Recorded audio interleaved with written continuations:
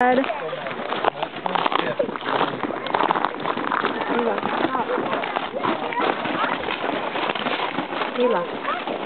A little icy here on the stairs. Okay, you be good, okay?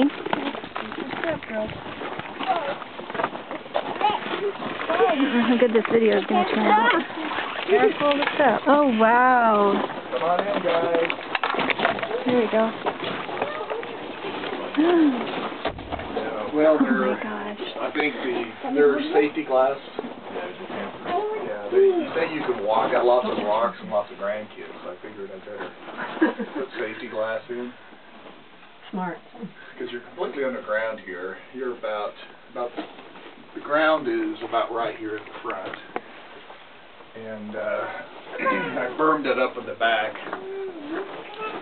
So the back wall, I think, ends up being about, with the footings, about, what was it, 15 feet tall. And this one was, with the footings, I think 9 or 10.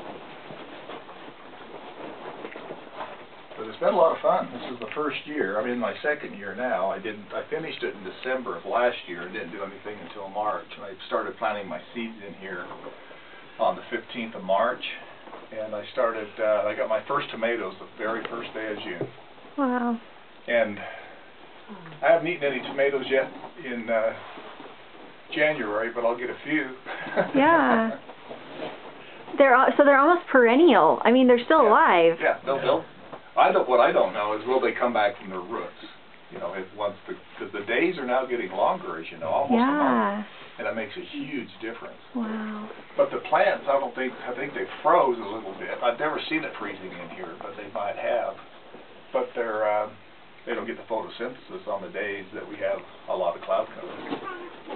But this place went nuts last year. It looked like a jungle. You couldn't walk in between these rows without breaking branches. It was just everything, everywhere. It was beautiful. Is that lovage or celery? They're right in front of you. This is celery. That's celery, and it's still alive, and that is really, really sensitive to hard frost. I'm not sure. I mean, I've never seen it grown here, so it probably is. So I know it hasn't froze hard in here. What, honey? But what I did is I took a celery plant that you get at the store, whacked it off, ate the celery, about that much of a plant left, and then I took a styrofoam cup, about like that, and you put a little bit of water in, and you put the celery knob back in there, and it takes about a month or so, but then it starts growing roots. Wow. And this plant right here was a celery I bought at the store. Wow. Then I had a little knot, you know, at the top, they have that little kind of you have the long shoot, and then you have the little joint, and then there's a little top where the branch, where the leaves were. Well, I had a little piece about that long right there, so I stuck him in there, and he didn't grow roots, but he grew nodules. So I stuck him in the ground, and then he grew up to be a, not huge plant, but decent size, but he started flowering, and he blasted seeds everywhere. So I had probably... That's what all that is? Yeah, I had 500-600 baby celeries so hard to grow here. All those are celeries there I've transplanted. I pulled out probably 200 or 300. You got strawberries and aloe. Is that an aloe? Uh-huh. You got an aloe growing out here. And you got... look, there's a big one right there. Yeah. Here's a cauliflower. And a cauliflower that's still producing. Yeah. You've got mint in the background. Is that mint? Yeah, there's 6 or 7 different kinds of herbs that are still doing just fine. That's a rose bush my mom wanted me to put here. This is some kind of flower she wanted me to put in here. Wow. And this is mint. So you don't have any kind of light. It's just that, is it just that it's steeper and deeper that he still has enough light to keep things going? I don't think it's that as much as it is. I think I'm deeper in the ground. Yeah. So you're below the frost level, so you get heat from the ground. Joseph is too. Yeah, he is too. I'm just deeper. But see, you go down 4 feet, and I'm getting the same amount that he is. I think my roof, maybe Joseph is better insulated than you. Oh, absolutely. Yeah. So, but other than that, I don't think there's a lot of difference. Mine's just, I made mine bigger. Wow. But I went over to Joseph's house a year and a half ago, and he said it's Walipini, and it was in the middle of the first part of April. Yeah, something like that.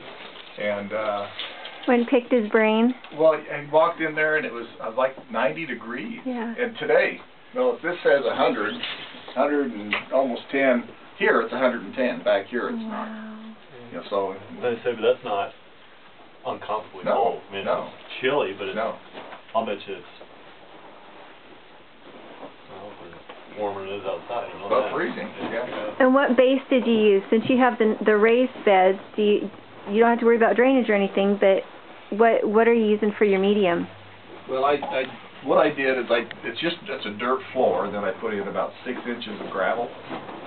Of course, that's my drainage. I wanted to put in raised beds because someday when I'm old, and I'd be 90 years old in here, and I can come in and use these if I need that, and I can easily reach from both sides. So that's why it's designed the way that it is. This is the square foot garden. So same thing as what Joseph recommended. And it's easy, and it's expensive, but once you have it, from then on, you don't replace the vermiculite, you don't replace the peat moss, you just replace the compost, and you can make that yourself. And you never need to fertilize it if you use that system. Boy, if you threw in some worms in this. I haven't. As I say, they need all your peat moss, you just left a straight cast. Yeah, you'd have to replenish it, but I haven't put more. I mean, this spring, and I probably we're going to get going about. Last year it was the 15th of March. This year I think I'll start planting in here. I think I can start planting right now. I bet you could. With some seeds. Yeah, I mean if I really wanted to. Your kale and all your cold stuff. Yeah, this is a lettuce that grew back. Those 3 right by you, those stumps, those are cabbages that I whacked off, and now they're growing back. Now, when I was here when you were building it, I thought you were going to put in a solar, a solar-powered thing to open your windows, so that when you're not here. Yeah, is that what these are? Yeah, well, these are vents, because in the summer it'll get 200 degrees in here if you don't vent it. Right. So these are just vents. But what I did this summer is you just leave them open. Just leave them open all the time. I leave the door open, and the breeze comes right on through. And in August it still gets hot up here, but they did fine.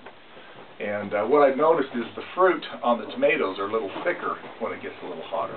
You know, they don't grow as quickly, but the skin got a little thicker.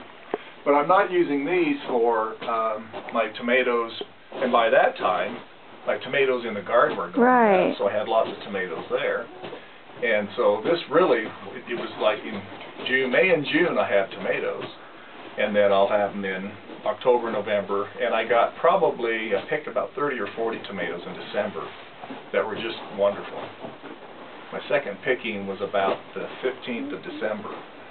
Then after that, we got a lot of overcast days, and I didn't have nearly as many tomatoes. Wow. But, you know, most of the plants are still alive, except this is a Roma, and I think he's about dead. But these others are early growths, and there's still quite a bit of life in them. Does the soil get really dry? How often do you have to water the soil? Some are about every 3 days. So that's still not bad. No, it's not bad. It's better than probably an average garden, but see, that's the secret behind this mix. The vermiculite is a rock, and it absorbs water. And peat moss absorbs water. So that's what they're in this soil for, that and its luminosity. And you don't need a fan or anything. You get plenty of ventilation with that and with the door. Yep.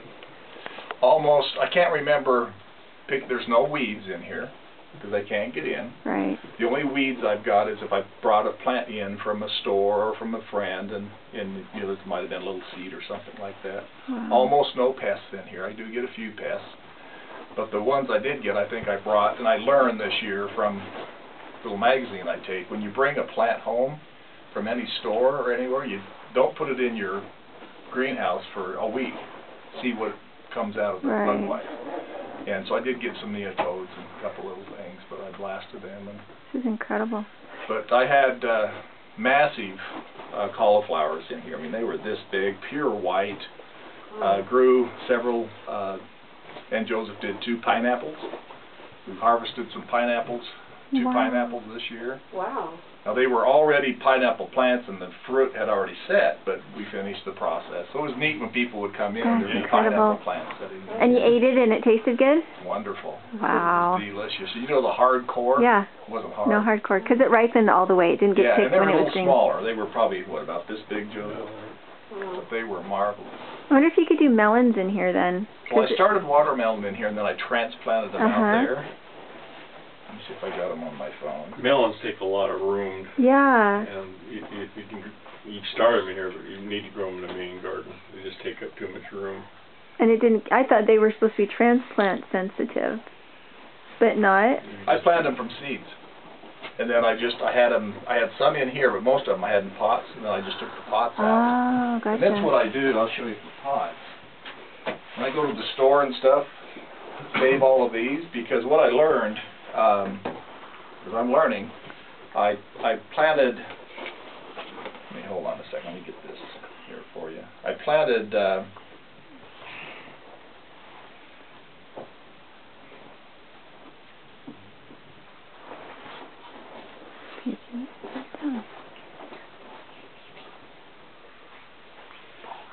That's a few of my watermelon and cantaloupes that I got this year. That's cool. Anyway, last year, not knowing what it's doing, I did learn that you take your little planters that you buy, and there's 6 rows, and they go out, whatever. And what I learned there is you take each one of those little pods and you put about 10 seeds in it, like so, tomato seeds. So I had, and I only used a couple of packs. We're going to try and get your melons really quick. That is incredible. Yeah, it's a lot of fun. Wow. Anyway,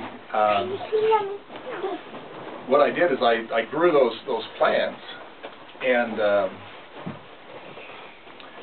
then when so you have a little pod, and then they grow about that tall, and you spread them apart, and you're supposed to, to take them out, and then little stringy things, and then you put them in, then you plant them into a, to a bigger pot. Well, I was using the small styrofoam cups, because I just went and bought a package of those, and they did well. And then a few I ran out, so I put them in these great big pots that I just happened to have. And before I transplanted them to the garden or give them away, I ended up with like 160 tomato plants. I was giving tomatoes to everybody in the world because they just they germinated so well in here. But so what I learned is the plants that were in here, instead of in smaller ones, and even smaller than this, were 2 or 3 times bigger.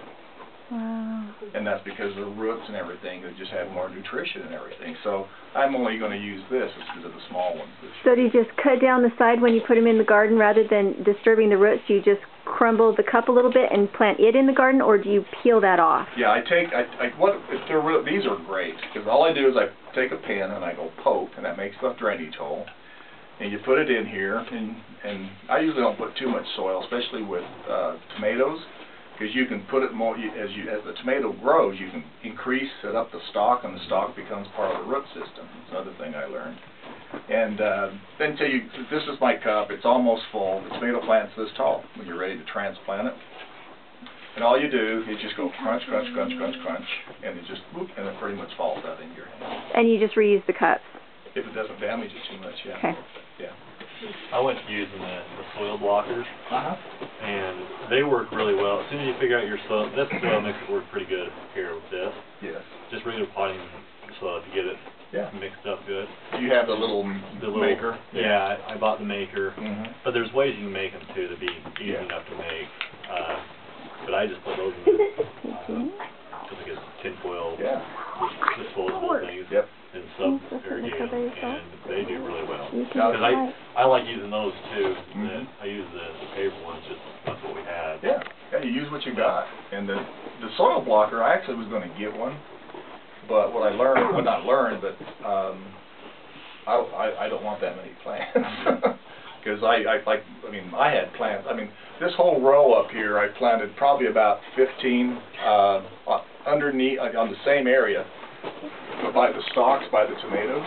You can climb up this ladder if you'd like. Oh, my battery's running out. Did anybody else bring their anything? My well, I didn't realize that there was like metal under here and wood under there. And okay, so that's a growing box. You don't have pots up there. That's a growing box. Like this is a growing box. Okay. I've got like 2 minutes left. Is there any huge word of wisdom that you can share with us in 2 minutes? Well, just do it and you'll learn. Okay. I learned more about gardening in the last year than I had all my years combined, and I never that big of a gardener, but it's been a lot of fun. But the main thing is just get going. You know, if you're going to do, and you don't have to do one like this or one like Joseph's, do one like you can do, you know, whether it's bigger or fatter or smaller or whatever. Was it complicated when you had the cement workers come in for them to figure out what you wanted? It was pretty straightforward and... Yeah, now the angle is, this angle is not as steep as what they recommend. If you go by our latitude and longitude, if you go by that, we're going to be, this would be almost like a 76 degree, and that would look really, really bad. Strange. I think strange in my neighborhood. So what I did is I didn't worry about the angle. I thought, okay, because I looked at Joseph's, with his is not as steep as mine, so I knew it was going to be okay. So what I did is, okay, if I go down 8 or 9 feet here and I go up 12, 13 feet there, whatever that angle is going to be fine. Okay. And I think it turned out to be around a 40-degree angle. Okay. Fabulous. Now, if I did have it up higher, I would get a little more sun if I wasn't so deep. But they don't look like they mind. No. I mean, they don't look like they're light starved, and as it gets later in the year, even more so. I bet they hear another couple of weeks of some of them being right there. Yeah, and in the middle of the winter, the nice part about this too, like we are right now, it's cold, it's nasty, the wind's blowing, you come in here and it's 80 or 100 degrees. See, even just since the little bit of shadow came down here, it's dropped 20 degrees up here. Wow. But it's these, what I've learned about plants is they want to live. These plants, they want to live. I mean, all these little seeds, these baby seeds, they want to live. These strawberries there by you, I had strawberry hanging in plants up here. They sent shooters all the way down, about 3 or 4 feet shooters, and then they touched the soil, and wherever they touched the soil, they made So they're volunteer. Those are volunteer strawberries. Those are all volunteer strawberries. Yeah. That is incredible. Now the potted plants I took out in the garden, and I buried them in some mulch and stuff, so they'll be ready for. They went through the winter, and these guys, as you can see, they're winterizing too, but they never. They'll have a head start on everybody because they have a totally wet dormant. Wow. Have you looked into aquaponics at all? A little bit. A little bit. Yeah, I'm wanting to kind of get into that. Yeah, you want to do it a lot bigger than I do, I think. You know, I just want to have fun and grow I got a huge garden out here, which if you heard of the Back to Eden garden planting. Oh yeah. I've been doing that. They're beautiful. I'm almost 2 years now. Wow. I've been doing that, so I've got 2 years worth of growth or worth of deterioration. I started that about 3 or 4 years ago before I ever seen that film. Mm-hmm. You know, because it's just one of those things that I wanted to do it because I needed inexpensive mulch. Yeah. And it works really well. What I really like about this last year, I did it a year ago last fall, and what I like about it is this last year, you know, it's not deteriorated enough to make any difference in the nutrients in my garden and all that stuff. But what it does is, when you have to weed, it's like weeding on a sponge. Yeah. And it's not like this. I can compact this. But that stuff out there, it sponges. It comes right back, so you don't compact it in, and that really makes it nice. Where do you get your mulch? I get, 2 different places. One over here at, first I put a layer down about 6 inches of horse manure and straw that they put in the stalls and stuff. So you've got urine, manure, and which is all really good. The urine's got lots of nitrogen in it, and the straw, and then sawdust that's thrown in. So that's my plate, my initial plate, and then I put about 5 or 6 inches of wood chips on top of that. And I got most of them from Yellowstone Lumber over here. I have a full-size truck pickup, and it's $10, $12 to go get a full load of. But don't they make you load it with a shovel? Because when I called them, they said I had to load it with a shovel. Right. Yeah. It takes me all by myself, about 20 minutes to load them. You're stronger than me then. Well, even the way I look at it is once you have your base, and I hired a couple of kids. Yeah. I mean, I liked it so much in the garden. I've got a 23 tree orchard right by the garden. And so last fall, I laid down weed guard. I had to mow it. Going around 23 trees in an area is not fun. So I laid the weed guard down, and a couple of kids I hired, they were running back and forth with truckloads. And so we did it. But it's there, and then these tree companies that are running around, cutting down trees, and with the little chippers on the back, they were over here on my road last summer, whenever it was. And I asked them, "Do you need a place to put your chips?" And they said, "Well, we haul them off, and other people want them." And I said, "Well, what do you like to drink?"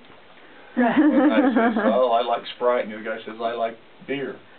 So I went and got a case of Sprite and a case of beer, and I got 2 loads out here that's now deteriorating. And they're big loads, and there's a lot of chips there. And the neat thing about them, it's better than going to Yellowstone, because Yellowstone pretty much uses one type of tree. These guys are using 30, 40 different kinds of plants and trees and everything. So you have a greater mix of options there. Yeah, I've got everything on mine, clear from the pine to... So I was out kind of digging around yesterday, and where part of the, the shadow of the house, where it